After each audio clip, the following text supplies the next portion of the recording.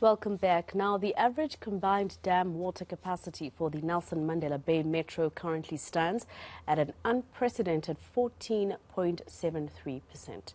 This leaves only 9.31% of potable water left in the region's 5 water supply dams. Water leaks and insufficient budget are said to be the main contributing factors to the crisis. For more on this, we're joined by the municipality's Joseph Tsatsire just to give us more. Mr. Tsatsire, of course, I can imagine how concerning this is for the municipality. It's been a problem at Nelson Mandela Bay for quite a few months now. What's the way forward? Are you going to be looking at where you can probably just take money from other projects to try and see if you can close the gap on this? Good afternoon to your viewers. Thank you for the opportunity. And I mean, rightfully said, I think we are experiencing drought and our dam levels has actually declined to a lowest level. Currently, we are actually 14.95%. And this effectively means that we've got water in the dams with plus or minus 280 days. And obviously, this is only the dams that are actually supplying us from the western side of the city. We still have got other sources, from the east, that is the Kharib system, that is giving us about 2/3 of the water that we require for the metro. And we have actually put in reticulation, to actually take water from the east to the west. And that's primarily what we're going to be doing in order to avert this crisis. So basically the weather forecast in that part of South Africa is still bad. Is that still the cause of it, or the largest cause of it, dry weather conditions? Yeah, look, for the past 7 years or so, we haven't been receiving actually below average rainfall, and this has contributed largely to our declining dam levels. And as we speak currently, the South African Weather Service is telling us that in the next 3 months or so, we might not get, significant rainfall that's going to raise our dams. So the drought is still with us, and I think we're going to have to continue to change our behavior around how we interact with water. Collaboratively, the municipality is going to have to do as much as, preserving water, fixing leaks, and consumers as well are going to be urged to reduce consumption.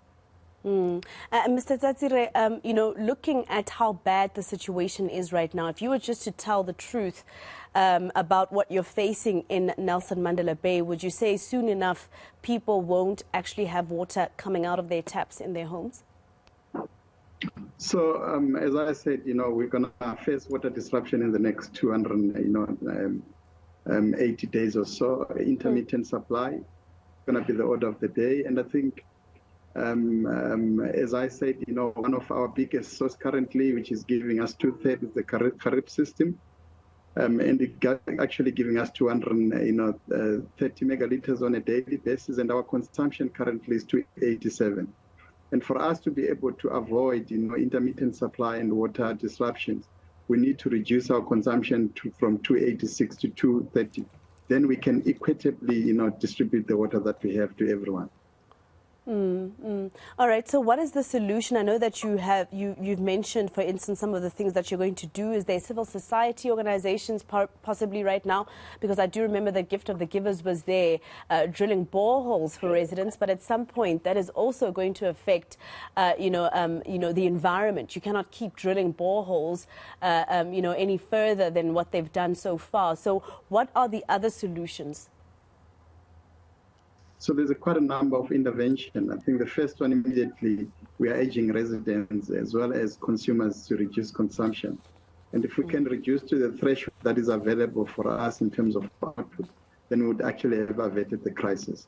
But I think if that does fail, secondly, there's quite a number of, augmentation programs that we are actually being embarking upon to increase, our water footprint into the reticulation. There's quite a number of boreholes that has been sunk currently, and in total they're going to give us, an output of 30 megaliters of water on a daily basis. And by the end of January, we will have actually achieved that.